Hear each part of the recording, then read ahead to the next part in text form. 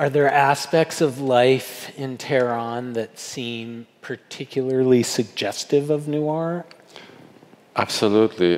Tehran is one of the most fascinating places on Earth, and I've been to many places, lived in a few places, and Tehran is full of these discrepancies. And you know, James Ellroy, I think, calls it, you know, the noir is the sure deal that has gone bad. So that's the sort of thing that Tehran lends itself to. And I was really aiming for that. So, you know, I had friends who are crime beat writers in Tehran.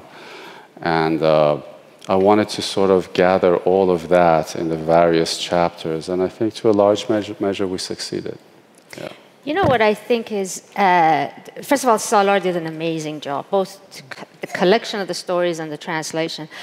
But what I thought was really exceptional about this book was that the stories are not what you typically read from Iranian writers. So there's a story about this guy who steals corpses and smuggles them across the border between Iran and Afghanistan, a story about this young guy who's a drug dealer or wants to become a drug dealer.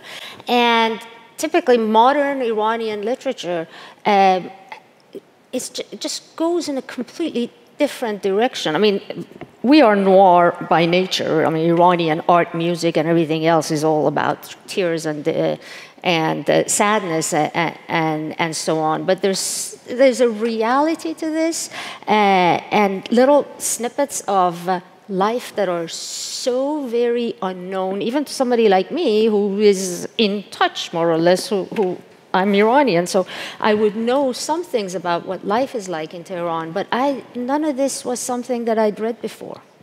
Etgar, your story in the anthology seems to me to have no noir elements of any kind. I mean, I took it as a straight allegory. When I read it, it seems, you know, like straight allegory. And I'm sort of interested in whether, from your point of view, allegory has some relationship to the noir model. In other words, are noir stories with all their murders and their sleaze and their existential crises and so on, is the form itself allegorical? So in fact, you're commenting on traditions of noir. Well, when I read most of the noir books I've read, you know, I felt more like as if I'm reading some kind of modern mythology than as if I'm reading some kind of a complete psychology that I can identify with and say, yeah, you know, I know this guy. It's usually about people that you don't know.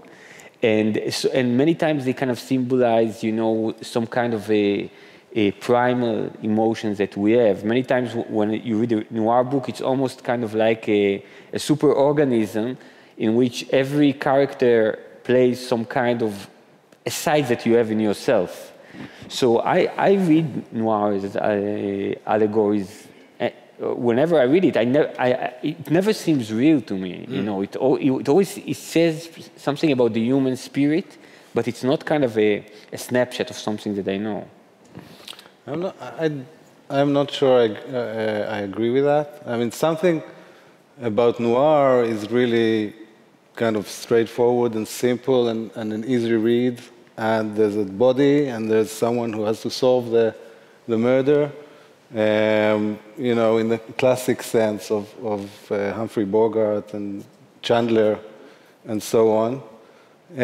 So I actually think the classic noir is kind of straightforward, but again, we did not do classic noir. So I think in these books, or maybe in the noir series as a whole, of stories that are written now in contemporary Tehran, Tel Aviv, Tokyo, and Paris, I think people are looking for something deeper. And I think in our stories, at least, exactly like Etgar explained in his story, that, you know, it's really about Israel.